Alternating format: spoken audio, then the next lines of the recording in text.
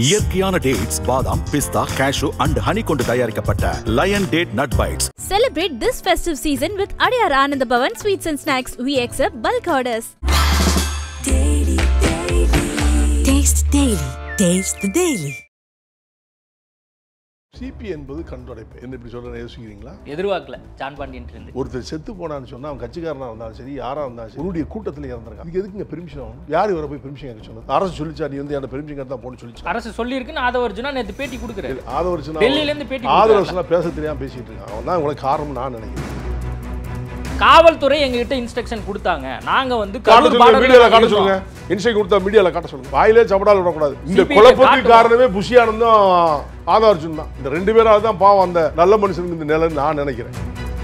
அப்போ செத்து போன பார்க்கவே மாட்டீங்களா? துக்கம்னா 16 கழிச்சு தான் போடுவோம். வீடியோ கால்ல பேசியிருக்காருல, வாட்ஸ்அப்ல பேசியிருக்காருல. அவங்க குடும்பத்தில் எவனா செத்தாவன வீடியோ காலில் பேச சொல்லுங்களேன். நீங்க எதுவும் திமுக கூட்டணி போறீங்க? நீங்க நல்ல நியாயத்தை பேசினா அப்படி இப்படி குழப்பக்கூடாது. எடப்பாடி இந்த கருத்து வைக்கலையே, நைனா நாகர் இந்த கருத்து வைக்கலையே, எச் ராஜா இந்த கருத்து வைக்கலையே, பாத சீனிவாசன் இந்த கருத்து வைக்கலையே, அவங்க சொந்த கருத்து. இதை நான் விளம்பரப்படுத்த முடியாது. அவங்க கிட்ட தான் நீங்க கேட்கணும். ஏங்க இவர் ஜான் பாண்டியன் இப்படி சொல்ல, நீங்க இப்படி சொல்லி என்ன அவரை கேளுங்க. நைனா நாகேந்திரனுடைய அந்த யாத்திரை, அதுல கூட்டணி கட்சியா இருக்கக்கூடிய மற்ற கட்சிகளுக்கெல்லாம் அழைப்பு இருந்துச்சு, உங்களுக்கு ஏன் அழைப்பு இல்லை? ஐபிசி தமிழ் நேயர்களுக்கு வணக்கம். இன்றைய சிறப்பு நேர்காணலில் நம்மோடு இணைந்திருக்கிறார் தமிழக மக்கள் முன்னேற்ற கழகத்தின் நிறுவன தலைவர் ஜான் பாண்டியன் அவர்கள். வணக்கம். வணக்கம். கரூர் துயர சம்பவம் நம்ம எல்லாருக்குமே தெரியும். உச்சநீதிமன்றத்தில் இது தொடர்பான வழக்குகள் வந்துச்சு. இப்போ சிபிஐ விசாரணை பண்ணலாம் அப்படின்னு சொல்லி உத்தரவு பிறப்பிக்கப்பட்டிருக்கு. எப்படி பார்க்குறீங்க? கரூர் சம்பவம் ஒரு துரதிர்ஷ்டமான ஒரு சம்பவம் தான். அதை வந்து யாரும் ஏற்றுக்கொள்ள முடியாது. சிபி என்பது கண்துடைப்பே. என்ன இப்படி சொல்கிறேன்னு யோசிக்கிறீங்களா? எதிர்பார்க்கல ஜான் பாண்டியன் இருந்து. சிபிஐ இது வரைக்கும் ஏதாவது ஒரு வழக்கில் வரலாற்றில் காங்கிரஸ் ஆட்சியிலேருந்து இப்போ இருக்கிற ஆட்சி வரைக்கும் பல வழக்குகள் சிபிஐட்ட ஒப்படைச்சிருக்காங்க. இது வரைக்கும் ஏதாவது முடிவாக இருக்கா? ஏதாவது தண்டனை இருக்கா? நீங்கள் பத்திரிக்காரங்க தானே, சொல்லுங்க நான் பார்ப்போம். இது வரைக்கும் அது மாதிரி நம்மளுக்கு தகவலாக எதுவும் கிடையாது. தகவல் இல்லை. அதனால் கண்துடைப்பு நான் சொல்கிறேன். என்டிஏ கூட்டில் இருக்கிறதா நீங்கள் தொடர்ந்து சொல்லிட்டே இருக்கீங்க. ஆனால் சிபிஐ மீது நம்பிக்கை இல்லை அப்படிங்கிற ஒரு விஷயத்த சொல்கிறீங்க. உண்மையாக என்டிஏக்கும் சிபிஐக்கு என்ன சம்பந்தம்? என்டிஏ என்பது ஒரு அரசியல் கட்சியுடைய தலைமை பீடம். சிபிஐ என்பது ஒரு அரசு சம்பந்தப்பட்டது, சென்ட்ரல் கவர்மெண்ட் ஆஃப் இந்தியா. அதை எதையா நீங்கள் ஒரு ஒரு ஒரு மீடியா வந்துட்டு இதை ரெண்டு லிங்கிள் பண்ணுறீங்க? அரசியல் வேறு, சட்டம் வேறு. அது சட்டம். யார் ஆட்சி நடக்குது? மோடி ஆட்சி நடக்குது. ஆட்சிக்கும் சிபிஐக்கு என்னங்க சம்பந்தம்? நீங்கள் எப்படி தான் முடிவு எடுக்கிறீங்க? உடனே எது நடந்தாலும் மோடி இல்லாட்டா சங்கி இல்லாட்டா அரசு, நீங்கள் தப்பாகவே போடுறீங்க. சிபிஐ என்பது ஒரு அரசு விசாரணை. அது தனி சேனல். அது சென்ட்ரல் கவர்மெண்ட்டு கூட கட்டுப்படுத்த முடியாது சிபிஐயை. நீங்கள் பாட்டில் சிபிஐ சென்ட்ரல் கவர்மெண்ட் இருந்தாலும் கூட சென்ட்ரல் கவர்மெண்ட் ஆட்சி ஆளுது, அதுக்கு அந்த அவங்களை கண்ட்ரோல் பண்ணுறாங்க. அதுக்குன்னு அதிகாரிகள் இருக்காங்க.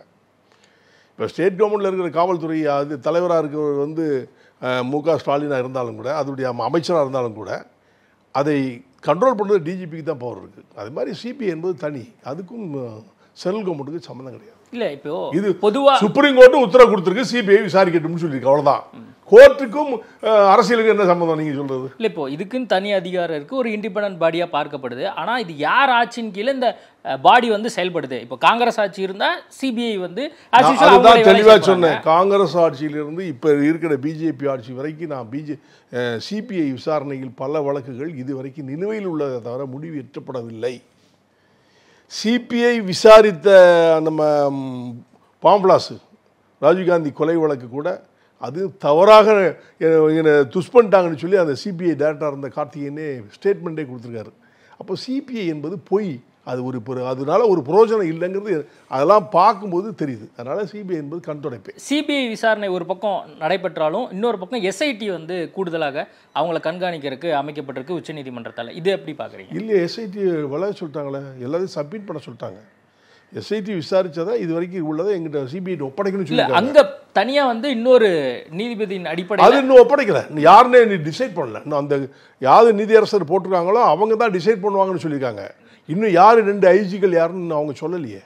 அஜய்ங்கிற அவருடைய தலைமையின் கீழே 2 ஐபிஎஸ் அதிகாரிகள் 2 பேர் நியமிக்கணும் போட்டாங்க. இது வரைக்கும் நியமிக்கப்படலை. யாரோ அதுவும் தமிழ்நாட்டை சார்ந்தவனாக இல்லாதவரை 2 பேரை நியமிக்கணும் அப்படிங்கிற மாதிரி சொல்லியிருக்காங்க. இன்னும் நியமிக்கலையே. அப்ப இந்த சிபிஐ விசாரணை வந்து வெறும் கண் துடைப்பு, இதனால ஒரு பிரயோஜனம் இல்லை என்னுடைய கேட்டேன். சரி, இப்போ தமிழ்நாடு அரசாங்கம் வந்து எஸ்ஐடி தனியா வந்து போட்டிருந்தாங்க, அருணா ஜெகதீசன் தனியா இண்டிபெண்டா அவங்க ஒரு விசாரணை சம்பந்தமா அவங்களுடைய இதையும் நம்ம பார்த்தோம். அது நீங்க இப்போ ரிலீஸ் பண்ண பிறகு அதை பேசக்கூடாது. சுப்ரீம் கோர்ட் ஆர்டர் போட்டான், இப்போ அதை நம்ம உள்ள போகக்கூடாது. ஏன்னா சட்டத்தினுடைய அடிப்படையில் சுப்ரீம் கோர்ட்டோட ஆர்டர் தான் தலைமை பீடம், அதுதான் முடிவிட்டது. சிபிஐ விசாரணைக்கு அவங்க கொடுத்துருக்காங்க, ஒரு நீதியரசர் ஒருத்தர் கொடுத்துருக்காங்க. அவங்க மூலமாக 2 ஐபிஎஸ் அதிகாரியை செலக்ட் பண்ணிக்கிட்டு இப்போ ஆரம்பித்த எஸ்ஐடி மற்றபடி அந்த ஒன்மன் கமிஷன் உள்ள இது வரைக்கும் விசாரித்த போகிறோம் இவங்ககிட்ட ஒப்படைக்கணும் உத்தரவு போட்டிருக்காங்க. அதனால தமிழ்நாடு ஸ்டேட்டில் உள்ளது வேல்யூ இல்லாமல் போச்சு. அதை பேசி என்ன பிரயோஜனம் உங்களுக்கு? இப்போது உச்சநீதிமன்றத்தால் ஒரு பக்கம் வந்து தனி நீதிபதி சிபிஐ போன்ற விஷயங்கள் வந்து நடந்துட்டு இருக்கு. அப்போது நீதி கிடைக்கணுங்கிறது தான் எல்லாத்தோடைய பார்வையாக இருக்கும்போது நீங்கள் வெறுமனை வந்து கண் துடைப்பு, இதனால எந்த பிரயோஜனம் ஒரு பிரயோஜனம் இப்பவும் சொல்றேன். அந்த 40 உயிர்களுக்கு நான் இங்கே தான் இருக்கேன், இது ஒரு பிரயோஜனமே இல்லை சார், இதுக்கு முடிவே வராது. பாருங்க, தேர்தல் முடிவு வரைக்கும் இழுத்துக்கிட்டே இருப்பாங்க. நீதி வெல்லும் சொல்லி தமிழக வெற்றி கழக தலைவர்லாம் சொல்லிட்டு இருக்காங்க. அவர் சொல்லுவார், அவருடைய ஆப்ஷனில் அவருக்கு எனக்கு நீதி வெல்லான்னு சொல்கிறேன், நீதிக்கு அதுக்கு சம்மந்தம் இல்லைன்னு சொல்கிறேன். உங்கள் மேலே பழி போடணும், நான் எப்படி வேணாலும் பண்ணலாம், என் மேலே பழி போடணும் எப்படி வேணாலும் பண்ணலாம், இதுதான் நீதி. சீனியர் அட்வொகேட் சங்கர சுப்பு கேள்விப்பட்டிருக்கீங்களா? அவருடைய மகன் இறந்து எத்தனை ஆண்டுகளாச்சு? பல ஆண்டுகளாச்சு. சிபிஐ தான் ஒப்படைச்சாங்க. அது ரிசல்ட் இது வரைக்கும் சொல்லியிருக்காங்களா? சொல்லுங்களேன், ஏதாவது ஒன்று சொல்லுங்களேன். உதாரணத்துக்கு ஒன்று சொல்ல, இதே மாதிரி பல வழக்குகள் அது மாதிரி இது பொய்த்து போகும்னு நான் சொல்றேன். ஆனால் அதிமுகவோ பாஜகவோ இதை வந்து ஆதரிக்கிறாங்க, நல்ல விஷயம். கண்டிப்பாக வந்து உண்மை குற்றவாளிகள் யார் வந்து ஃபர்ஸ்ட் கண்டுபிடிக்கப்படுவாங்க. அதே அவங்க நல்லதுன்னு சொல்றாங்களா? அவங்க அந்த தலைவர்கிட்ட கேளுங்களேன். சிபிஐனால இது வரைக்கும் எத்தனை வழக்குல வந்து தண்டனை கொடுத்துருக்கு, எத்தனை வழக்கு எடுத்து நடத்தி அதில் வெற்றி கண்டிருக்காங்கன்னு சொல்லுங்களேன். இல்ல நீங்க சொல்லக்கூடிய அந்த அவங்க 2 தலைவர்கள் தாவக தலைவர் சங்கர் சுப்பு சம்பந்தமான விஷயங்களை நீங்க சொல்றீங்க. அதே மாதிரி சிபிஐ தான் கிடக்கு. இல்ல அதான் சொல்றேன், அது இல்லாம இண்டிபெண்டன்ட்டா ஒரு தனி நபருக்கு நடந்தது, ஒரு குரூப் ஆஃப் ஒரு சம்பந்தப்பட்ட விஷயங்கள். இது வந்து பொதுமக்கள், இது பொதுமக்கள் இண்டிபெண்டன்ட்டே நடத்த முடியல, இது பொதுமக்களுக்குள்ள மட்டும் எடுத்து கிழிச்சு பொதுமக்கள் கேள்வி கேட்க ஆரம்பிச்சாங்க. அதெல்லாம் ஃபேக். ஒரு இண்டிபெண்டன்ட்டே நடந்து அதுக்கு முடிவு சொல்ல முடியாத சிபிஐ இப்ப மட்டும் என்ன சொல்ல போறாங்க? சரி, யாரை தான் நம்புறது? மக்கள் வந்து ஒண்ணு அரசியல்வாதியை நம்பணும், அரசியல்வாதி ஆண்டவன் ஒருத்தர் அவனை மட்டும் தான் நம்ப முடியும். ஆண்டவனை தான் நம்பணும். இதுக்கு பதில் அது ஒண்ணுதான், யாரையும் நம்ப வேண்டாம், அந்த ஆண்டவன் தான் பதில் சொல்லுவோம். அப்ப மக்கள் ஓட்டு போட்டு சும்மா உட்காந்துருக்க வேண்டியதா 5 வருஷம். அது மாறி மேலையும் சரி, மக்கள் மனநிலையை பொறுத்து. ஏன்னா மக்கள் யாருக்கு ஓட்டு போட்டாங்களோ அவங்க படுற கஷ்டம் அவங்களுக்கு தான் தெரியும். காசுக்கு ஓட்டு போட்டா இதுதான் நிலை. மக்கள் யார் வேணும்னு ஓட்டு போட்டா, யார் ஜெயிச்சு நமக்கு சர்வீஸ் பண்ணுவாங்கன்னு ஜெயிச்சோம்னா அவங்களுக்கு நல்லது செய்வாங்க. காசு வாங்கிட்டு ஓட்டு போட்டால் இதுதான் நிலை. இந்த மக்கள் தான் புரிஞ்சுக்கணும்னு சொல்கிறேன். மக்களை தான் நாங்கள் சார்ஜ் பண்ணுவேன். காசுக்காக ஓட்டு போட்டால் இதுதான் நிலை. அந்த காசு வாங்காமல் நீ ஓட்டு போட்டால் யாருக்கு போட்டால் அவன் உண்மையிலே முன்னால் நிற்பான். இந்த கரூர் சம்பவத்தினால 41 உயிர்கள் இறந்துருக்கு. வந்து ஒரு பக்கம் 2 தரப்பும் ஒரு ஈக்குவல் ரெஸ்பான்சிபிலிட்டி இருக்குது. அரசாங்க தரப்பும் இருக்குது, விஜய் தரப்புலையும் இருக்குது அப்படின்னு சொல்ல. ரெஸ்பான்சிபிலிட்டினா எந்த அடிப்படையில் கேட்குறீங்க? 41 உயிர்கள் இறந்துருக்காங்க. தவறு தான், இறந்துட்டாங்க. அதனால யார் ரெஸ்பான்சிபிலிட்டி எடுக்கணும்? யார் ரெஸ்பான்சிபிலிட்டி எடுக்கணும்? அரசாங்கமா, விஜயா, அல்லது தமிழக வெற்றி கழகமா, கோஆர்டினேட்டரா? இருவரும் தான். மக்களுமா, காவல்துறையா? அரசு எடுக்கணும், தாவக கட்சியும் எடுக்கணும். 2 பேரும் தான் எடுக்கணும். போத் 2 பேருக்கும் அதில் உண்டு. 2 பேரும் தான் எடுக்கணும். அதை ஆட்சியாளர் இவங்க, தாவக கட்சி நடத்துகிறவங்க, மாநாடு நடத்துகிறவங்க. ஆக 2 பேரும் தான் அதை பொறுப்பேற்றுக்கணும். 2 பேர் ரெஸ்பான்சிபிலிட்டி அப்படின்னு ஒரு பார்வை இருந்தாலும் தாவேக தரப்புல எங்க சைடு எந்த ஒரு தப்புமே இல்லை அப்படிங்கிற வாதம் தான் அவங்க சைடில் வைக்கப்படுது. அதிமுக பாஜக முழுக்க திமுக அரசாங்கம், திமுக காவல்துறை அதிகாரிகளால் இது வந்து நடத்தப்பட்டிருக்கு அப்படின்னு சொல்லி ஒரு சந்தேகத்தை எழுப்புறாங்க. சிம்பிள் லாஜிக் சொல்கிறேன். ஒரு திருடன் உண்மையிலே ஒரு இடத்துல திருடுறான்னு வச்சுங்களேன், அவனை பிடிச்சி கொண்டு போலீஸு எடுத்துகிட்டு போனாங்கன்னா சத்தியம் பண்ணுவான், திருடவே இல்லைன்னு சொல்லுவான். அதனால் 2 பேருமே இல்லைன்னு சொன்னாங்கன்னா 2 பேரும் எப்படி சொல்ல முடியும்? நானும் தப்பு இல்லைக்கிறேன், நீனும் தப்பு இல்லை. அதுக்கு தான் ஒரே வார்த்தை சொன்னேன், இங்கே ஆண்டவன் பதில் சொல்லணும். விசாரணை கமிஷனோ விசாரணையோ தேவையில்லாத வந்து அதனால் ஒரு புரோஜனம் இல்லை. இதுக்கு பதில் கடவுள் தான் பதில் சொல்லணும், நம்ம சொல்ல முடியாது. அப்போ இது வந்து தொடர்ந்து இது ஒரு அரசியலுக்காக இந்த செய்தி பயன்படுத்தப்பட்டுட்டே இருக்கும். உண்மை அரசியலுக்காக தான் பயன்படுத்தும். அப்போ எல்லா கட்சிகளும் இதை தான் பண்ணுறாங்க, இன்க்ளூடிங் பாஜக, அதிமுக எல்லாமே. நான் தான் மொத்தமாக பொதுவாகவே சொல்லிட்டேன், இது அரசியல் நாடகம், அவ்வளோதான். அப்போ இதனால எந்த பிரயோஜனம்? மக்களுக்கு இம்பாக்ட் வரக்கூடிய தேர்தலில் எங்கேயுமே பிரதிபலிக்காது. அதெல்லாம் பிரதிபலிக்காது. இல்லை, மக்கள் வந்து இந்த கரூர் சம்பவம் தொடர்பாக நம்ம வெளியே பார்க்கும்போது கேட்கும்போது என்ன சொல்கிறாங்கன்னா, விஜய் வந்து எந்த தவறும் பண்ணல, அரசாங்கம் தவறு பண்ணியிருக்கு அப்படிங்கிற ஒரு தோற்றமும் இருக்குது. அதே சமயத்தில் விஜய் சைடு தான் தப்பு இருக்குது அப்படிங்கிற ஒரு தோற்றமும் அப்படியும் ஒரு பார்வை இருக்குது. 6 மாதத்தில் தேர்தல் வரும்போது அப்படிங்கும்போது எப்படி எந்த இம்பாக்ட்? இதனால எந்த இம்பாக்ட் வராது, இதனால பாதிப்பு யாருக்கும் ஏற்படாது. மக்களுடைய மனநிலை என்ன தெரியுமா? இறந்து போனாங்க, அவங்களுக்கு எல்லாருமே அவங்களுக்கு கொடுக்க வேண்டிய நிதி உதவியை செஞ்சாச்சு. தேர்தல் நேரத்தில் காசு கொடுத்தா ஓட்டு போடுவாங்க. அப்புறம் இதை பற்றி யார் சிந்திக்க போகிறா? பாதிக்கப்பட்டது இப்போ ஏழை சமுதாயமே, பாதிக்கப்பட்டவர் பாவம் தான். என்னுடைய ஆஸ்பெக்டில் தான் சொல்ல முடியும். விஜய் இது வரைக்கும் போய் பார்க்காம இருக்காரு. அதுக்கான முயற்சிகள் தொடர்ந்து எடுக்கப்பட்டுட்டே இருக்கு. அனுமதி வந்து காவல்துறை தரப்புல வந்து தொடர்ந்து இவங்க கேட்டுட்டே இருக்காங்க. வர்ற வெள்ளியோ சனியோ வந்து பார்க்க போறாரு அப்படிங்கிற தகவலாக இருக்கு. இது எப்படி நீங்க பார்க்க? கொஞ்சமாவது யோசித்து பேசுங்க. ஒருத்தர் செத்து போனான்னு சொன்னால் அவன் கட்சிக்காரனாக இருந்தாலும் சரி, யாராக இருந்தாலும் சரி, உன்னுடைய கூட்டத்தில் இறந்துருக்கான். இதுக்கு எதுக்குங்க பெர்மிஷன் ஆகணும்? யார் இவரை போய் பெர்மிஷன் கேட்க சொன்னது? அரசு சொல்லிச்சா நீ வந்து அந்த பெர்மிஷன் கேட்டு தான் போன்னு சொல்லிச்சா? அரசு சொல்லியிருக்குன்னு ஆதவர்ஜுனா நேற்று பேட்டி கொடுக்குறாரு. ஆதவர்ஜுனா டெல்லியிலேருந்து பேட்டி ஆதவர்ஜுனா பேச தெரியாம பேசிட்டு இருக்கான். அவன் தான் உங்களுக்கு காரணம் நான் நினைக்கிறேன். காவல்துறை எங்ககிட்ட இன்ஸ்ட்ரக்ஷன் கொடுத்தாங்க. நாங்க வந்து மீடியால காட்ட சொல்லுங்க. இன்ஸ்ட்ரக்ஷன் கொடுத்தா மீடியால காட்ட சொல்லுங்க. வாயிலே சபடால் விடக்கூடாது. மீடியால காட்ட சொல்லுங்க. அருண்ராஜ், புசி ஆனந்த், ஆதவர்ஜுனா எல்லாருமே நாங்க பார்டர்ல வெயிட் பண்ணோம். நான் சொல்றது கேளுங்க. அந்த ஆர்டரை காட்ட நீங்க சொன்னீங்க. ஆர்டர் இருக்குன்னு சொன்னீங்களா? அவர் சொன்னாரு. அவர் சொன்னதை நான் சொல்றேன். சொல்லலாம் உண்மையா? எங்க ஆதாரத்தை காட்டணுமோ அங்க நாங்க வந்து சப்மிட் பண்ணுவோம். இந்த குழப்பத்துக்கு காரணமே புஷி ஆனந்தும் ஆதவர்ஜுன் தான். இந்த 2 பேரால தான் பாவம் அந்த நல்ல மனுஷனுக்கு இந்த நிலைன்னு நான் நினைக்கிறேன். ஏன்னா இந்த 2 பேர் தான் குழப்பவாதியே.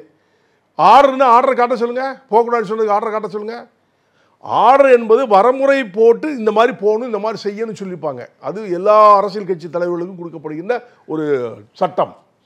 நான் செத்து போன வீட்டுக்கு போகக்கூடாதுன்னு சொல்லி எந்த அரசாங்கத்தில் பேசியிருக்காங்க? அப்படி யாராவது இறந்து போனா போகக்கூடாது என்னைக்காவது எந்த அரசியல் கட்சியாவது தடை பண்ணியிருக்கான்? ஒன்னு நீங்க போக வேண்டியதான, உங்களை யார் போகக்கூடாதுன்னு சொல்லி? ஆல்ரெடி வந்து ஒரு துக்க சம்பவம் நடந்திருக்கு. துக்க சம்பவம் ஓடி போயிட்டீங்க. நீ ஏங்க பேசுறீங்க? துக்க சம்பவம் நடந்திருக்கு, இன்னைக்கு நடந்திருக்குன்னா உடனடியா போய் தான் தலைவர் ஓடி போய் ஃபிளைட்ல ஏறி மெட்ராஸ்ல போய் உட்கார்ந்து ரூமை பூட்டிக்கிட்டு இருக்கோம் தலைவராங்க. 16 நாள் துக்கத்துல இருக்கோம் அப்படிங்கிறாரு. அப்ப செத்து போனவன பார்க்கவே மாட்டீங்களா? துக்கம்னா 16 கால்ஸ் தான் போடுவோம். வீடியோ கால்ல பேசியிருக்காருல, வாட்ஸ்அப்ல பேசியிருக்காரு. அவங்க குடும்பத்துல எவனா செத்தாவன வீடியோ கால்ல பேச சொல்லுங்களேன். அவங்க குடும்பத்தில் யாராவது பெரியவங்க சின்னவங்க பெரிய யாராவது ஆக்சிடென்ட்டோ ஏதோ உடல்நிலை சரியில்லாமல் செத்துனாலும் இவர் வீடியோ காலில் பேசிட்டு வீட்டில் உட்காந்து 16 நாள் கழிச்சு தான் வருவேன் நான் வீடியோவில் பேசுவாரா?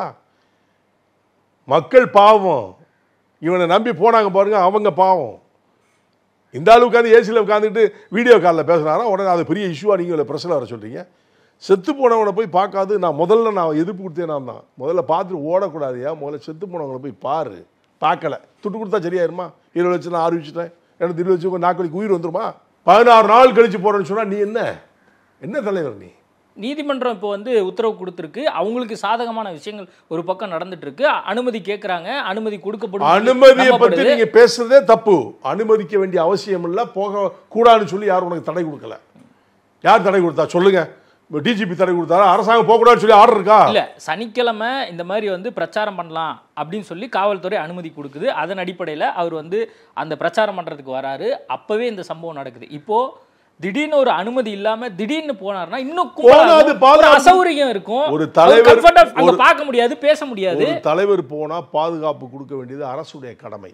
அது அரசு கொடுக்கும். நீ போகாமலே வீட்டில் உட்காந்துட்டே போறதுக்கு பயந்துகிட்டே இருந்தா என்ன அர்த்தம்? அப்ப விஜய் பயப்படுறாரு. ரொம்ப பயப்படுறாரு. வெளியில போய் பயப்படுறாரு. அங்க போய் அவங்கள மக்களை பார்த்து கத்துறது, அவனை பார்த்து பயந்து ஏன் ஓடுற? நீ இறந்து போனாங்களா? 40 பேர் 41 பேர் இறந்துருக்காங்கல்ல. உடனடியா நீ போயிருக்க வேண்டாமா? நீங்க போய் பார்த்தா தானே அது சரியா இருந்துடும். நீங்க போவே இல்லையே. 3-4 நாள் வீட்டை விட்டு வெளியிலே வரலையா? வீட்டுக்குள்ள உள்ள உட்காந்துக்கிட்டீங்களே, தலையை கூட காட்டாம. வெளியில வந்து உடனே 16ஆம் நாளுக்கு போறேன். என்ன சொந்த அவர் வந்து ரொம்பவுமே தனிப்பட்ட முறையில் ரொம்ப ஃபீல் பண்ணியிருக்காரு. 2-3 நாள் வந்து யார்ட்டையுமே பேசல, சாப்பிடல அப்படிங்கிற தகவல் வரைக்கும் விஜய் அவர்கள். நீங்க பில்டப் பண்ற பில்டப் இல்ல, மீடியாவோட பில்டப். அவங்க அப்பா சொன்னாரோ அவங்க அம்மா சொன்னாங்களா? யாருங்க சொன்னது? நீங்க தான் மீடியா தானே சொல்றீங்க. அவர் சொல்லி நான் சாப்பிடாம பட்டியா இருக்கிறேன், என் மக்களுக்காக வேண்டி நான் வந்து விரதம் இருக்கேன், குடும்பம் மாதிரி பாக்குறேன். குடும்பம் மாதிரி பார்த்துருந்தா ஒரு குடும்பத்தில் ஒரு இளம் இருந்தா உடனே போனுங்க. அதாங்க குடும்பம். அது கூட சொல்லிக் கொடுங்க அவருக்கு. சினிமா இல்லை இது, நடிச்சு காட்டுறதுக்கு. சினிமாவில் கூட இறந்துட்டானா உடனே துக்கி கழிச்சு போயிடுவாங்க. ஹீரோவாக இருந்தாலும் சரி, வில்லனாக இருந்தாலும் சரி. நீங்க என்னதான் பண்றீங்க? ஃபார்மாலிட்டிக்கு போய் பார்த்து பேசிட்டு வந்திருக்கணும் நீங்க எதிர்பார்க்கறீங்க. ஃபார்மாலிட்டி இல்ல, உண்மையாவே துக்கம். இப்ப ஜான் பாண்டியன் போய் பார்த்தாரு. அந்த மாதிரி அரசியல் கட்சி தலைவர்கள் போய் பார்த்தாங்க, ஒரு நாள் பார்த்தாங்க. அதுக்கு என்ன பண்றீங்க? நீங்க உங்க வேலையை பார்க்க ஆரம்பிச்சீங்க. இறந்து போனவங்களை துக்கம் விசாரிக்கணுமா வேண்டாமா? உங்க குடும்பத்துல ஏதோ ஒரு நல்லது கிட்ட நடந்துனா சார், நான் குடும்பத்தையும் நான் தத்தெடுத்துக்கிறேன். நான் அவங்க வாழ்க்கை ஃபுல்லா நான் உங்களுக்கு கண்டிப்பா கடமைப்பட்டிருக்கேன். எல்லாமே சொல்றாங்க. இது சினிமா டயலாக். இதெல்லாம் நடக்கிறத பேசுங்க. எத்தனையோ டயலாக் பார்த்தாச்சு. எல்லாம் தத்தெடுத்துக்கிறேன், வளர்த்துக்கிறேன், கொடுத்துக்கிறேன். என்ன நடக்கிறத பேசுங்க. எல்லாம் இறந்து போனவங்க ரொம்ப இறந்து போனவங்க அன்றாட காட்சிகள். அன்னைக்கு கூலி வேலை செய்யறவங்க செத்து போன குடும்பம்லாம் இவர் போய் கிளிப்பாரா அது குடும்பத்துல போய். இல்ல சும்மா தப்பா பேசுறாங்க சார். அவங்க மீடியா தாங்க தேவையில்லாம பூஸ்ட் பண்ணி அப்படி ஊடிட்டு போறோம். அவர் சாப்பிடாம 4 நாள் பட்டிய கிடந்தா எதுக்கு ஹாஸ்பிட்டலா இருக்கணும்? எதுக்கு வெளியில இருக்காரு? 4 நாள் சாப்பிடாம இருந்தா நீங்க தான் சொன்னீங்க, நான் சொல்லலை. அவர் சாப்பிடல, வெளியிலே வரல, உள்ளே இருந்தாருன்னா அப்போ ஹாஸ்பிட்டல் தான் இருக்கணும். 4 நாள் சாப்பிடாம தான் எங்கே ஹாஸ்பிட்டல் ஐசியூவில் இருக்கணும், இல்லை சிலைன் ஏற்றி உடம்பு சரி பண்ணிருக்கணும். கிழங்கு மாதிரி இருக்காது, பேட்டி கொடுக்குறாரு, அவரை போய் ஹாஸ்பிட்டல் அவர் சாப்பிடாம இருந்தார். பொய் சொல்றீங்க, பொய் சொல்லாங்க. பொய் சொல்லல சார். சாப்பிடாம இருந்தாருன்னு சொன்ன யாரு உங்களுக்கு? அவர் சாப்பிடாம சாப்பிட்டாரு விடுங்க, 3 வேளை சாப்பிட்டாரு. நான் சொல்ல, நீங்க தான் சொல்றீங்க. நான் அவர் நல்லா என்னால ஒருத்தர் இறந்து போயிட்டான் அப்படின்னு ஒரு ஃபீல்ல இருக்கும்போது ஒருத்தருக்கு எப்படி சாப்பிட தோணும், ஒருத்தருக்கு எப்படி தூங்கணும்னு தோணும், எப்படி வந்து நல்ல சௌகரியமா இருப்பாங்கன்னு நினைக்கிறீங்க? இறந்த உடனே அந்த நிகழ்ச்சியில நடந்து போய் பங்கேற்றிருக்கணும். இறந்த உடனே துக்க நிகழ்ச்சிக்கு போய் கலந்துருக்கணும். அதாங்க நீ உண்மையிலே தத்தெடுக்கக்கூடிய உண்மையிலே. நான் உங்களுக்கு சொல்றேன், மரியா வில்சன் தலைவர், ஜேபிஆர் தொழில்நுட்ப கல்லூரி உறுப்பினர், தமிழக வெற்றி கழகம், மாதம் 5000 ரூபா நான் கொடுக்க போறேன், அவங்களுக்கு தேவையான எல்லா ஏற்பாடுகளையும் நான் செய்யறேன்னு சொல்லி தமிழக வெற்றி கழகம் சார்பா அவங்க அறிவிச்சிருக்காங்க. அதை தவிர விஜய் வந்து போய் பார்க்க போறாரு, பேச போறாரு, வாழ்க்கை ஃபுல்லா வந்து என்னென்ன தேவையோ கேட்டதுக்கு நீங்க கேட்டதுக்கு சம்பந்தம் எல்லாம் பேசுறீங்க. இறந்து போனா உங்க சொந்த பந்தமோ அண்ணன் தம்பியோ மாமன் வச்சானோ யாரும் இறந்தால் துக்க நிகழ்ச்சிக்கு போவீங்களா, மீடியாவில் பேசுவீங்களா? அதுக்கு பதில் சொல்லுங்க. துக்க நிகழ்ச்சியில் போய் கலந்துக்கிற சொந்த பந்தமா இருந்தால் துக்க நிகழ்ச்சியில் போய் நேரடியாக கலந்து கொள்வீங்களா, மீடியா மூலமா நீங்க பேசுவீங்களா? பதில் சொல்லுங்க. அவங்க வாழ்க்கையோட ஃபுல்லா டிராவல் பண்ணணும்னா அந்த வாழ்க்கைகளுக்கெல்லாம் பேசாங்க. இதுக்கு பதில சொல்லுங்க. முதல்ல ஒரு துக்க நிகழ்வு, துயர சம்பவம், ஃபார்மாலிட்டிக்கு அரசியல்வாதி மாதிரி பண்ற மாதிரி இருந்தா அப்படிதான் போய் ஃபார்மாலிட்டியே கிடையாது. நீ தானே சொல்ற நான் தத்தெடுக்க போறேன், அவங்க அதை பண்ண போறேன், இது மாதிரி சீனத்தானே போடுறீங்க. எடுக்கும்போது பார்த்துக்கலாம், அதுக்கப்புறம் என்ன நடக்குன்னு அப்புறம் பேசுவோம். இப்போ நான் சொல்லுக்கு பதில சொல்லுங்க. இறந்த நிகழ்ச்சி மோசமான நிகழ்ச்சி நடந்திருக்கு, உங்களுடைய கூட்டத்தில் நடந்திருக்கு. அந்த 41 பேரை பார்க்க வேண்டியது உங்களுடைய கடமை. அரசுங்க 2வது. ஆனால் உங்களுடைய கடமையை தவறி வீட்டுக்குள்ள உட்காந்து 4 நாளாக உட்காந்துட்டு 4ஆம் நாள் ஒரு பேட்டியை கொடுத்துட்டு நான் 16ஆம் நாள் தான் போய் பார்க்க போகிறேன், இது என்ன சொந்த பதனா? அப்படி இருப்பீங்களா? அப்போ நீ அவங்கள வேர்ப்பியாக தானே பார்க்குறேன், அவங்க சொந்தம்னு பார்க்கலையே. நீ சொல்றிய நான் அவங்களை தத்தெடுத்துனா சொந்தக்காரன் தத்தெடுக்கணும், யாரை வேணால் எடுக்கலாம். அது உண்மையாக இருக்குமா? இது அரசியல் நாடகம்னு நான் சொல்கிறேன். விஜய் அரசியல் நாடகம் கண்டிப்பா அரசியல் நாடகம். இதுல என்ன அரசியல் இருக்கு? ஆமா, இது அரசியல். இப்படி சொன்னா மக்கள் என்ன நம்புவாங்க? பணம் வச்சிருக்க, அவனுக்கு பல லட்சம் கோடி வச்சிருக்க, அந்த கோடி பணத்தை நீ 20 லட்சம் ஒரு குடும்பத்துக்கு கொடுத்து அந்த குடும்பம் காப்பாற்றப்படுமா? இல்லை அவரை தத்தெடுப்போன்னு நீ சொல்றியா? உண்மையா இருக்குமா? அது ஒரு கல்லூரி சொல்லியிருக்கு, நான் தாவாக்க இது நான் மாசம் பண்ண போறேன், செய்யுமா? கொஞ்ச நாளைக்கு கொடுப்பாங்க, அதுக்கப்புறம் விட்டுருவாங்க, அதுக்கப்புறம் அவங்க காத்துருவாங்க. இது வந்து மக்களை ஏமாற்றிக்கிட்டு ஒரு நாடகம். இதுதான் உண்மை. நாடகம் பண்ணிக்கிட்டு இருக்காங்க, சினிமா நடந்துகிட்டு இருக்கு. இதுதான் உண்மை. தாவேகாவுடைய எல்லா ஆக்டிவிட்டியுமே வந்து பாஜகவும் அதிமுகவும் வரவேற்குது. யாரு அது? அந்த தலைவருடைய எண்ணம். என்னுடைய எண்ணம் அது இல்லை. பாஜகவும் அதிமுகவும் வரவேற்குன்னு அது அவங்க தலைவருடைய எண்ணம். என்னுடைய எண்ணம் அது கிடையாது. எடப்பாடி பழனிசாமி போற இடங்கள்ல அவங்க கட்சியினுடைய கொடியை நம்ம பார்க்குறோம். அது மட்டும் இல்லாம அவங்க கட்சி தொண்டர்களுக்கு நான் இன்ஸ்ட்ரக்ஷனாகவே கொடுத்தேன், இது மாதிரிலாம் அனுமதி கேட்டுட்டு வாங்க, கொடியெல்லாம் இப்படிலாம் தூக்கிட்டு வராதிங்கன்னு நாங்கள் எங்கள் தலைவர்கள் மூலிமா சொல்லி அமிச்சோம். இருந்தாலும் வந்து எங்களுக்கு வந்து ஆதரவு தெரிவிக்கிறாங்கன்னு சொல்லி எடப்பாடி பழனிசாமி சொல்கிறார். அவருடைய ஆப்ஷனில் சொல்கிறாரு. நீ அவர்தான் தான் கேட்கணும், ஏங்க இந்த மாதிரி சொல்கிறா நீங்கள் கேளுங்க. இதுக்கெல்லாம் நான் பதில் சொன்ன அவசியமே இல்லையே. அதாவது அண்ணன் எடப்பாடி தான் சொல்லுங்கள். எதிர்கட்சி தலைவராக இருக்காரு, அதிமுக பொதுச் செயலாளர் யாரோ ஒருத்தர் 2 பேரும் கொடியை ஆடிட்டான்னு சொன்னால் அது உண்மையிலே தாவக கட்சிக்காரன் தான் உங்களுக்கு தெரியுமா? நான் கேட்குறேன். நீங்கள் நான் பார்த்தோம், சும்மா கொடியை காட்டினா 2 இடத்துல தலைவர்கள் சேர்ந்து ஒரு கூட்டு நடவடிக்கை எடுத்து அது சரி பண்ணாதாங்க ஒத்துக்கிட முடியும்.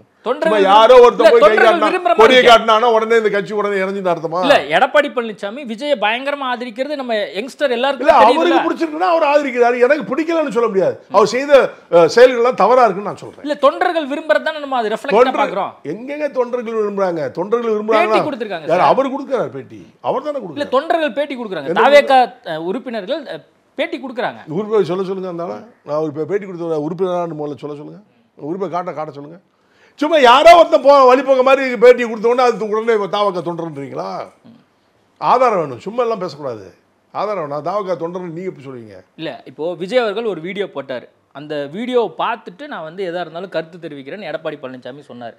அந்த வீடியோ போட்டு கிட்டத்தட்ட 1 வாரம் ஆச்சு. இது வரைக்கும் வந்து எடப்பாடி பழனிசாமி அந்த வீடியோ குறித்தும் தெரிவிக்கல, தாவேகாவுடைய அந்த நிலைப்பாடு குறித்து எந்த கருத்தும் வைக்கல. தெரிவிக்கணுங்கிற முழுக்க திமுக அரசாங்கத்தை மட்டும்தான் அவர் குற்றம். ஆமா, அவர் எதிர்கட்சியில் இருக்கா, திமுக தான் குறை சொல்லுவாரு. திமுக எதிர்கட்சியா இருந்தா அவங்க குறை சொல்லுவாங்க. இதான் வரலாறுல இருக்கு. இல்ல, நீங்க எதுவும் திமுக போறதுக்கான ஐடியா எதுவும் இருக்கா? நீங்க எதுவும் திமுக கூட்டணி போறீங்களா? நீங்க நல்ல நியாயத்தை பேசினா அப்படி இப்படி குழப்ப கூடாது. நீங்க இந்த மீடியா தான் குழப்பி மக்களையும் குழப்பறீங்க, இருக்கிறவங்க குழப்பறீங்க, இல்லாதவங்க குழப்பறீங்க. இல்ல, நீங்க நீங்க கேளுங்க, நாங்க போறோம், நாங்க டிசைட் பண்ணுவோம். லாஸ்ட் வீக் நாங்க நாங்க தேர்தல் நான் பல திருப்பி ஜான் பாண்டியன் என்டிஏ கூட்டணியில இருக்குன்னு சொல்றீங்க. அதிமுகவும் பாஜகவும் தமிழக வெற்றி கழகத்தை ஆதரிக்கிறாங்க.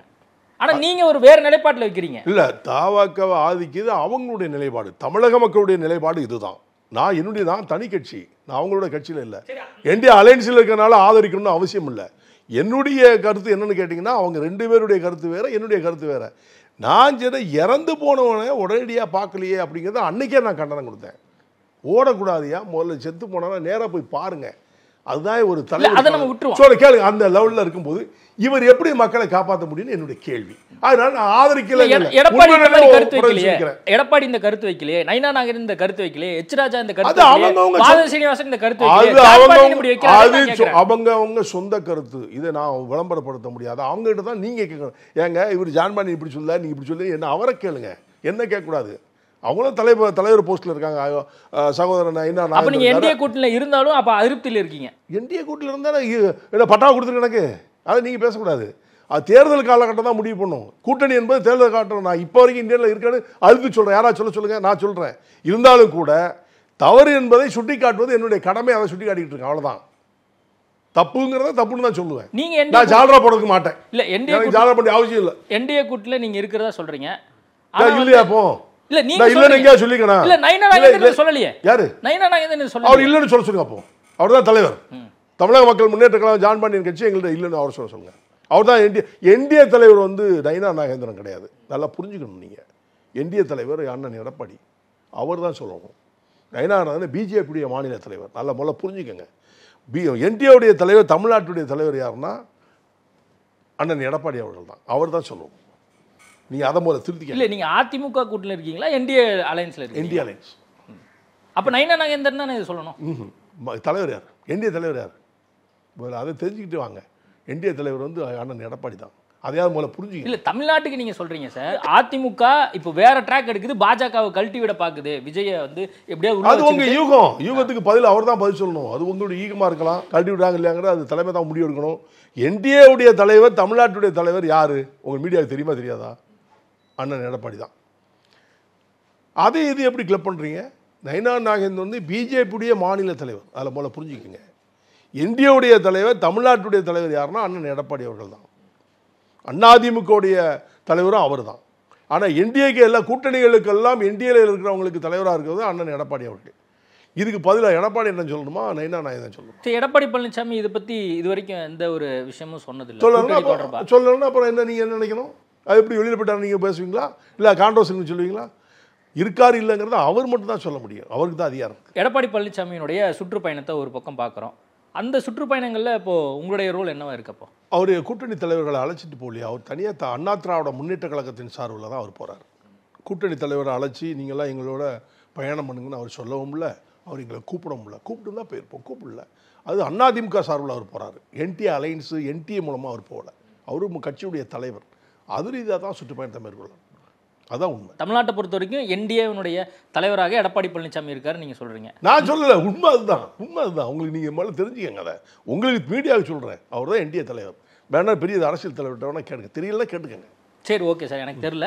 இன்னொரு முக்கியமான விஷயம், இப்போ அப்படி சொல்லாங்க, தெரியலன்னு சொல்லக்கூடாது. மீடியா தப்பு பண்றீங்க. ஒரு என்டிஏ தலைவர் யாருன்னா தமிழ்நாட்டுக்கு அண்ணன் எடப்பாடி தான். அது முதல்ல தெரிஞ்சுக்காங்கன்னு தெளிவு சொல்றேன். நிறைய விவாத மேடைகளில் சீனியர் ஜேர்னலிஸ்ட், அரசியல் விமர்சகர்கள்லாம் வேற ஒரு கருத்து வைக்கிறாங்க. பேரளவு தான் எடப்பாடி பழனிசாமி இங்கே தலைவர். அவர் சொல்லல, நீங்க தானே சொல்றீங்க, மீடியா தானே சொல்றீங்க. அவர் என்ன பேரளவு தான் வச்சிருக்காங்க, எனக்கு திருப்தி இல்லை, அவங்களோட கூட்டணி வைக்கிற விரும்பலன்னு அவர் என்னைக்காவது ஒரு நாள் சொல்லிக்காரா? அண்ணன் எடப்பாடி சொன்னார்னா சொல்லுங்க, நான் கேட்டுக்கிறேன். நயினா நாகேந்திரனுடைய அந்த யாத்திரை, அதில் கூட்டணி கட்சியாக இருக்கக்கூடிய மற்ற கட்சிகளுக்கெல்லாம் அழைப்பு இருந்துச்சு. உங்களுக்கு ஏன் அழைப்பு இல்லை? யார் சொன்னா?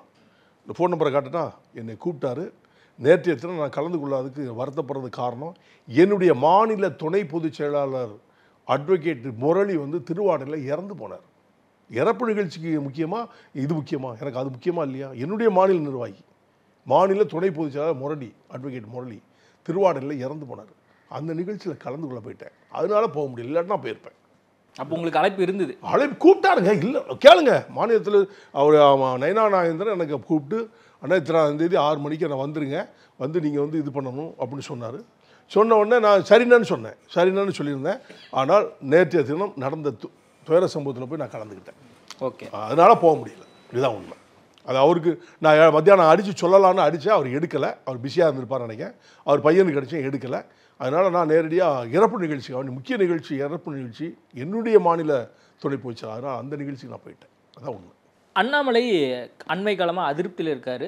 ஒருவேளை அவர் தனி கட்சி கூட தொடங்கலாம் அப்படிங்கிற மாதிரியான செய்திகள் வந்துட்டு இருக்கு. நீங்க என்ன நினைக்கிறீங்க? இது அண்ணாமலை தான் சொல்லணும், நான் சொல்ல முடியாது. இதெல்லாம் யூகம், இதெல்லாம் ஒவ்வொருத்தரும் யூகம். இல்ல அவர் இன்னைய வரைக்கும் பேசிட்டு இருக்காரு. அவர் தனி கட்சி தொடங்கணும்னு சொன்னா அவர் அப்பவே போயிருக்கலாம். அவர் அப்படி ஒரு எண்ணத்துல இல்லாதவங்க நீங்க ஏன் தேவையில்லாம மீடியாக்கள் தனி கட்சி தொடங்கினா கண்டிப்பா நான் கூப்பிட்டு சொல்றேன் அப்படின்னு வேற சொல்றாரு. இதே தனி கட்சியெல்லாம் தொடங்க மாட்டார், நானே சொல்றேன். அவர் அப்படிப்பட்ட ஆள் கிடையாது. செய்த இடத்துல நன்றியோடு இருக்கிற விசுவாசம் உள்ள ஒரு நல்ல மனிதர். அவரை போய் குறைபாடுகளை சொல்லி மீடியாக்கள் சொல்வது தவறு. 6 மாசத்துல இன்னும் தேர்தல் வரப்போது, யாருக்கு அட்வான்டேஜ் இருக்கிறதா நீங்க பாக்குறீங்க? அட்வான்டேஜ் என்பது கூட்டணியை பொறுத்து தான். யாருக்கு அட்வான்டேஜுங்க? கூட்டணியை பொறுத்து தான். அது திமுக இருக்கட்டும், அண்ணா திமுக இருக்கட்டும். கூட்டணியினுடைய தலைமை யாராக இருந்தாலும் கூட்டணியுடைய எத்தனை கூட்டணிகள் யாரோடு இணைகிறார்கள் அந்த கூட்டணி அடிப்படையில் தான் அதிகாரத்துக்கு வர முடியும். அது திமுக இருந்தால் சரி, அண்ணா திமுக சரி. தனிச்சு ஆட்சி அமைச்சர முடியும்னு நினைக்கிறீங்களா, இல்லை கூட்டணியாக அந்த ஆட்சி அதிகாரத்தில் பங்கு அப்படிங்கிற வரைக்கும்? இது எல்லாருடைய கூட்டணி தலைவருக்கும் விருப்பமான ஒன்று தான். கூட்டணியில் எங்களை சேர்த்துக்கணும் எப்போவுமே பேசுகிறது தான். ஆனால் வரலாறு என்ன சொல்லுன்னா, இதுவரைக்கு புரட்சி தலைவர் எம்ஜிஆர் காலத்திலிருந்து கூட்டணி கட்சியினுடைய ஆட்களுக்கு யாருமே அவர்கள் இணைத்து அவர்கள் ஆட்சி அமைந்தது இல்லை. அது ஒரு சாபக்கேடு தமிழ்நாடு. அது மாதிரி எந்த 2 திராவிட கட்சிகளும் கூட்டணி தலைவர்களையோ கூட்டணியில் இருக்கின்றவர்களுக்கோ ஆட்சி அமைக்கும் பொழுது சேர்க்க மாட்டார்கள் என்பதுதான் உண்மை. இல்லை காங்கிரஸ் கட்சியினர் இப்போ வந்து அதிகமாக பேசுகிறாங்கல்ல ஆட்சி அதிகாரத்தில் பங்கு. அவங்க பேசிக்கிட்டே இருக்க வேண்டியது. அவங்களை யார் மதிக்கிறா? காங்கிரஸ் எங்க இருக்கு தமிழ்நாட்டில்? KS அழகிரி போன்றவர்கள் இதை முன்வச்சு அவங்க தலைவர்கள் பேசக்கூடிய கடமைக்கு பேசிட்டு இருக்காங்க. இது நடக்கிறதும் பேசணும்ல. வெளியில் வர சொல்லுங்களா? அப்போ கூட்டணியில் சேர்க்கலாம், நான் வெளியில் போகிறேன்னு ஒரு ஸ்டேட்மெண்ட் கொடுக்க சொல்லுங்க. அவர் நம்ம காங்கிரஸ் கட்சி தலைவர்கள் சொல்கிறாங்களா, கிருஷ்ணசாமி இவங்கெல்லாம் செல்வம்லாம் சொல்கிறார் இல்லையா? இப்போ நான் எங்களை வந்து கூட்டணியில் வச்சு எங்களுக்கு மந்திரி பதவியோ எங்களை வந்து எங்களை சேர்க்கலாம்னு சொன்னால் நான் வெளியில் போகிறேன்னு சொல்லி ஒரு ஸ்டேட்மெண்ட் கொடுக்க சொல்லுங்க பார்ப்போம். சும்மா ஊரை ஏமாத்திட்டு இருக்காங்க. அதெல்லாம் நடக்க. அப்போ அது அதில் உடன்பாடு இல்லை உங்களுக்கு? நீங்களும் வந்து அதில் திராவிட கட்சிகள் செய்யாது, அதுதான் உண்மை. இல்லை அப்போ கூட்டணியே இருந்தாலும் செய்யாது, இதுதான் வரலாறு. அப்பேற்பட்ட கட்சிகளோட நம்ம கூட்டணி இல்ல, அப்பேற்பட்ட கட்சிகளோட நம்ம கூட்டணி வைக்கணுமா வேண்டாம்னு சொல்லுங்க. இப்போ சொன்னாங்கல்ல எல்லாருமே. இப்போ திருமாவளவன் சொல்றாரு கூட்டணியில் எங்களை இணைச்சிக்கணும், கூட்டணி கட்சி எங்களுக்கு முக்கிய பிரயத்தம் கொடுக்கணும்னு சொல்றாரு. நம்ம காங்கிரஸ் சொல்லுது, கம்யூனிஸ்ட் சொல்லுது, எல்லாம் சொல்றாங்களே. அப்படிலாம் நாங்கள் வெளியில் போறோம்னு அந்த 3 கட்சியும் கூட்டணியில் இருக்காங்கல்ல, சொல்லுங்களேன். இல்லை அவங்க சொல்ல மாட்டேங்கிறாங்க. ஏன் சொல்ல மாட்டேங்காங்கல்ல? அப்போ நடக்காதுன்னு தெரியுமில்ல, நடக்காது ஏன் பேசிட்டு இருக்கீங்க? நடக்காது. இல்லை விஜய் கூப்பிடுறாருல ஆட்சி அதிகாரத்தில். ஆளு சும்மா விஜய் என்னமோ விஜய்கிட்ட என்னமோ ஆம்பளிச்சு இருக்க மாதிரி பேசிட்டு இருக்கீங்க. விஜய் ஆட்சி நாளைக்கே வந்து முதலமைச்சர் ஆயிடுவார், நீங்க போட்டுக்கலாம் ஓட்டு. இளைஞர்கள்லாம் போடுறாங்க. ஆமா, இளைஞர்கள்லாம் போடுறாங்க. இளைஞர் ஃபுல்லா கஞ்சாடி சிலை அவன் தான் போடுவான். ஓட்டுல அவன் பேசிக்கிட்டு இருக்கான்னு சொல்லி அதை போய் அரசியல்வாதி மாதிரி ஒரு மீடியாவில் கேட்கறீங்க. ஒரு கேவலமா இருக்கு எனக்கு. இளைஞர்கள் பாக்குறாங்க, இளைஞர்கள் பார்க்கட்டும் தான் பேசுறேன். இளைஞர்கள் எல்லாருமே தாவக்கால இல்ல. அப்ப திமுக இளைஞர் இல்லையா, அண்ணா திமுக இளைஞர் இல்லையா, தமிழக மக்கள் முன்னேற்ற இளைஞர் ஒட்டுமொத்த இளைஞர்களும் தாவக்கால போயிட்டாங்க. அங்க இருக்கிறவங்க இங்க போறாங்களா, ஷிஃப்ட் ஆகுறாங்களா? அதெல்லாம் சும்மா இதெல்லாம் வதந்தி. இதெல்லாம் தாவாக்க வந்து கதைக்கு ஆகாது. விடுதலை சிறுத்தைகள்ல இருந்து காங்கிரஸ் கட்சியில இருக்கக்கூடிய இளைஞர்கள், அதிமுக இருக்கிற இளைஞர்கள்லாம் அப்படியே ஷிஃப்ட் ஆறாங்க அப்படின்னு நீங்க சொல்றீங்க. எங்கிட்ட இருக்கோம், எங்கிட்ட தான் இருப்பாங்க. சர்வே பண்றவங்கள்ட்ட நம்ம பேசி சொல்றாங்கல்ல, இந்த சர்வே பண்ற அவங்களுக்கு தகுந்த மாதிரி, காலுக்கு தகுந்த மாதிரி செருப்பு தெரியும். ஒருத்தர் அப்படி சொன்னா பரவாயில்ல, பல சர்வேக்கள் வந்து அப்படிதான் தகவல் வரதா பேட்டியில சொல்றாங்க. பல சர்வேக்கள் பொய்யா தான் பேசிக்கிட்டு இருக்காங்க, உண்மையை பேச மாட்டாங்களே. அதை சொல்லுங்க. சர்வே பூரா உண்மைன்னு எப்படி சொல்லுவீங்க? சர்வே பூரா உண்மையா? அப்ப இளைஞர்கள் வரவேற்பு, பெண்கள் வரவேற்பு தமிழக வெற்றி கழகத்துக்கு இல்ல. இல்ல இல்ல. சரி, ஓகே, மக்கள் பாக்குறாங்க, அவங்களே பார்த்து முடிவு பண்ணிக்கலாம். நேர்காணல் கொடுத்ததுக்கு மிக்க நன்றி. நன்றி. இயற்கையான டேட்ஸ், பாதாம், பிஸ்தா, கேஷு அண்ட் ஹனி கொண்டு தயாரிக்கப்பட்ட Lion date nut bites. Celebrate this festive season with Adiyar Anand Bhavan Sweets and Snacks. We accept bulk orders. Daily. Taste the Daily.